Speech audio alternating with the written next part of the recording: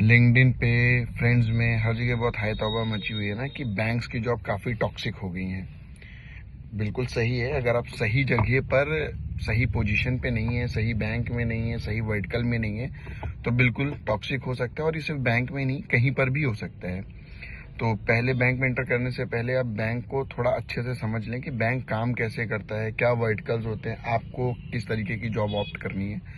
तो majorly bank दो तरीके से काम करता है। बैंक को अगर दो पार्ट में बांट दें तो एक पार्ट होता है उसका लाइबिलिटी, दूसरा पार्ट होता है एसेट।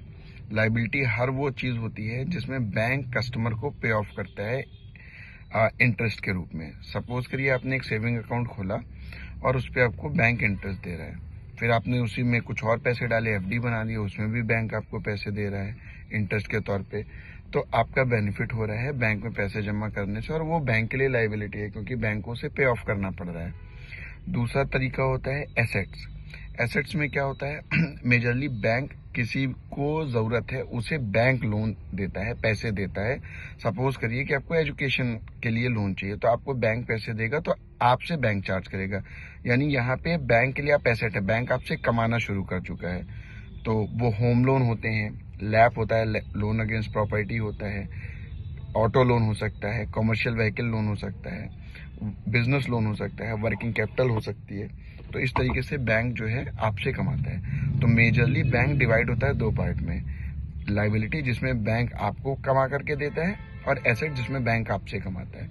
अब अगर बैंक का पूरा प्रॉफिटेबिलिटी का चीज़ देखें तो बैंक, सपोज करिए एक एग्जांपल लेते हैं कि आपने 100 रुपये बैंक को दिया और बैंक उस पर आपको 3% ब्याज दे रहा है, तो वो 103 हुआ।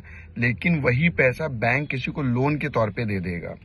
वो 100 रुपये उनको सपोज करिए 7% पे दिया, तो वो 107 रुपये बन करके उसे वापस मिलेंगे।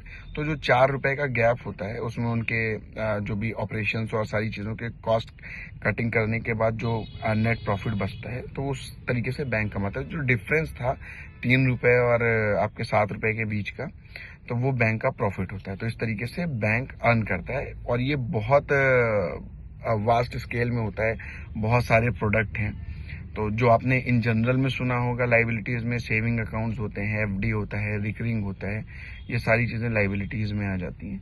फिर एसेट्स में किसी भी तरीके के लोन हो सकते हैं, वो 1000 रुपये से लेकर के आप लिमिट है, मतलब जैसा आपका बिजनेस है या जो आपकी रिक्वायरमेंट है, आपकी जैसी परचेज है, तो वो होता है। दूसरा इसमें बेस्ट चीज़ ये है कि किसी को भी लोन तभी मिल सकता है जब उसकी इनकम होगी। तो वो कमा रहा है, वो उस लोन को पे ऑफ कर सकता है, तभी उसे मिलेगा। और लाइबिलिटी में आपके पास पैसे हैं और आपका केवाईसी है, तो आपका अकाउंट खुल सकता है। उसके लिए उतना कैच मतलब दर्द नहीं है, दिक्कत नहीं है। तो आप जब भी जॉब के लिए जा रहे हो तो आपको ये सोचना है कि आपको किस तरफ ज़्यादा किक आ रही है। सपोज करिए आपको लगता है कि हाँ आपका बहुत अच्छा नेटवर्क है और आप कहीं पर जा रहे हैं, किसी से बात करेंगे, आपके कहने पे वो आपके बैंक के बारे में जान करके एक अकाउंट ओपन करा लेगा, तो इसमें आप लाइबिलिटी चूज करिए, आपकी लाइफ आसान होगी। तो उस पर आप उनका saving account, current account, FD, recurring, LI वगैरह ये सारा कुछ कर सकते हैं। और कहीं आपको लगता नहीं, आप थोड़ा सेल्स ओरिएंटेड हैं, कुछ चैलेंजिंग चीज़ें आपको पसंद है, तो आप एसेट्स में ट्राई कीजिए। दोनों में एक और मेजर डिफरेंस होता है, एसेट में आप पर्टिकुलर एक प्रोडक्ट के लिए जाएंगे। आप अगर छोटे पोस्ट पे हैं, फ्रंट लाइन सेल्स में हैं, उससे एक दो लेवल ऊपर हैं, तो आप पर्टिकुलर एक प्रोडक्ट के लिए ही जाएंगे। बट लाइबिलिटी में क्या होता है कि अगर आपने बैंक में एज अ बीआरओ ज्वाइन कर लिया या सेल्स आरएम ब्रांच के अंदर ज्वाइन कर लिया, तो आपको बहुत सारे प्रोडक्ट करने हैं, लगभग 30 प्रोडक्ट के आसपास होते हैं। तो आपको हर दिन तीन चार करने होंगे। बट यहीं आप एसेट पे हैं, तो मैं एग्जांपल लेता हूँ कि ठीक है मैं वर्किंग कैपिटल में लग गया, मैं बिजनेस को सीसीओडी दूंगा।